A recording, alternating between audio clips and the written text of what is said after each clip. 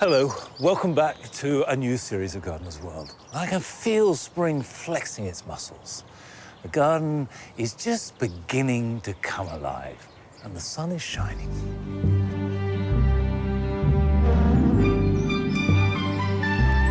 Now this year, I shall be mainly gardening here, in my own garden at Longmeadow.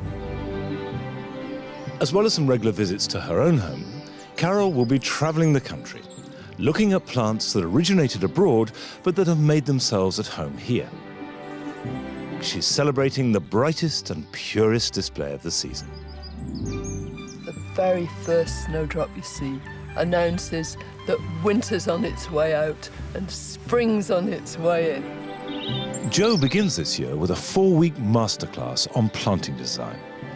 Each week he'll be exploring a different style, starting with the gentle romance of the cottage garden.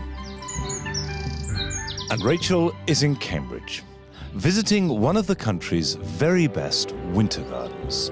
When you come here, it always looks beautiful, but you get this light and the whole place just fizzes.